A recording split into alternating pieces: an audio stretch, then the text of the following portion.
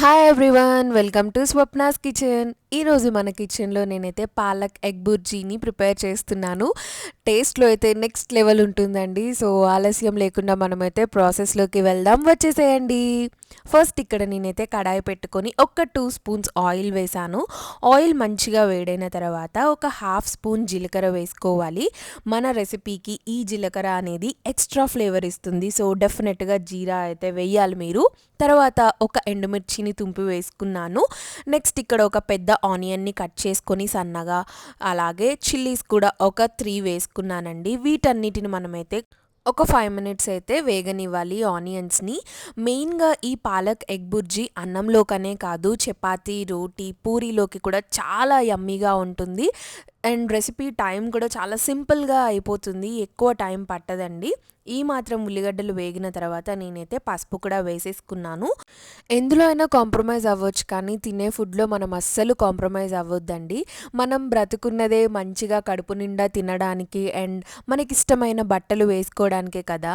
అలాంటి తినే విషయంలో మనమైతే ఎవ్వరేమన్నా అనుకుంటారేమో, వాళ్ళేమన్నా అనుకుంటారేమో, లేదా ఫ్యూచర్ కోసం సేవ్ చేద్దాము, అలాంటి థాట్స్ అస్సలు ఉండొద్దండి తినే విషయంలో.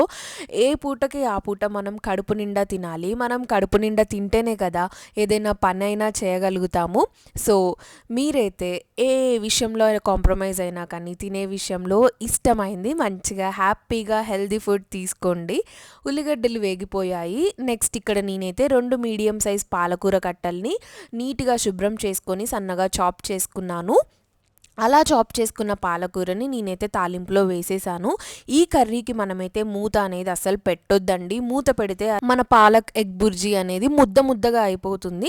అందుకనేసి మూత పెట్టొద్దు. ఈలోపు పాలకూర మగ్గుతూ ఉంటుంది కదా, మనమైతే ఎగ్స్ అన్నిటిని ఒక బౌల్లోకి బ్రేక్ చేసేసుకొని వేసుకుందాము. పాలకూర కొంచెం కుక్ అవ్వడానికి కూడా ఈజీగానే అయిపోతుంది, ఎక్కువ టైం పట్టదు. చూస్తున్నారు కదా, ఒక 5-6 మినిట్స్లోనే నేను తాలింపులో వేసిన పాలకూర ఆల్మోస్ట్ మగ్గిపోయింది. ఇలా మగ్గిపోయిన పాలకూరని మీరైతే ఇలా కొంచెం ఎగ్స్ వేసుకోవడానికి స్పేస్ ఉండేలాగా సెపరేట్ చేసేసుకొని మనము బ్రేక్ చేసుకున్న ఎగ్స్ని ఇప్పుడైతే ఈ మధ్యలోకి డ్రాప్ చేసేసేయండి. ఎగ్స్ వేసిన తర్వాత ఒక్క 2-3 మినిట్స్ వరకే మీరు మూత అనేది అయితే పెట్టండి. ఎంటైర్ కర్రీ ప్రాసెస్లో ఓన్లీ ఈ స్టెప్లోనే మనమైతే మూత అనేది పెట్టాలి. ఇలా మూత పెట్టడం వల్ల మనకి ఏంటంటే ఎగ్ అనేది కొంచెం ఫాస్ట్గా కుక్ అవుతుంది.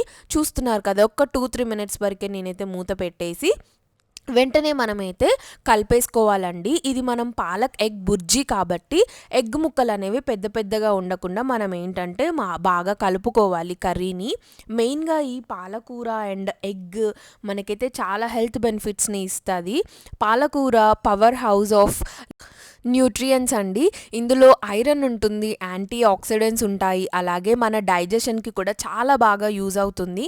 అండ్ మెయిన్గా స్కిన్ అండ్ హెయిర్కి కూడా పాలకూర అనేది బాగా యూజ్ అవుతుంది. ఎందుకు అనంటే పాలకూరలో విటమిన్ ఏ అండ్ సి ఉండడం వల్ల అది కొలాజన్ ప్రొడక్షన్ని మెయింటైన్ చేస్తుంది. అలాగే ఇంకా ఎగ్ గురించి మనమైతే మాట్లాడుకోవాల్సిన అవసరమే లేదు కదా. ఎగ్ చాలా న్యూట్రిషియస్, అలాగే హై ప్రోటీన్ ఉంటుంది, మన ఐసైట్కి మంచిది, బ్రెయిన్ ఫంక్షన్కి మంచిది, వెయిట్ మేనేజ్మెంట్కి కూడా చాలా మంచిది. ఇన్ని బెనిఫిట్స్ ఉన్న ఎగ్ పాలక్ బుర్జీని అయితే మనం అస్సలు మిస్ చేసేసుకోవద్దు.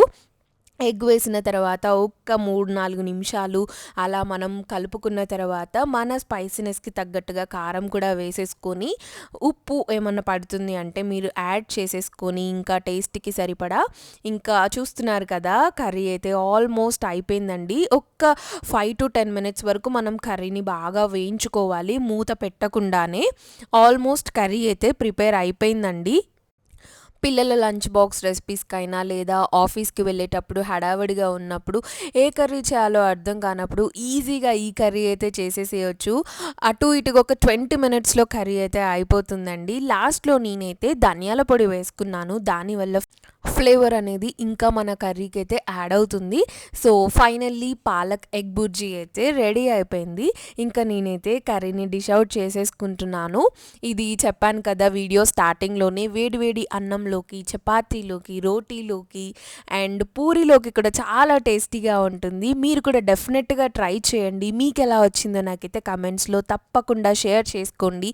అండ్ మన ఛానల్ని ఎవరైతే కొత్తగా చూస్తున్నారో మీరైతే సబ్స్క్రైబ్ చేసుకోండి. నేను ఏ వీడియోస్ పెట్టినా మీకైతే నోటిఫికేషన్స్ ద్వారా వచ్చేస్తాయి. Thank you for watching. Bye.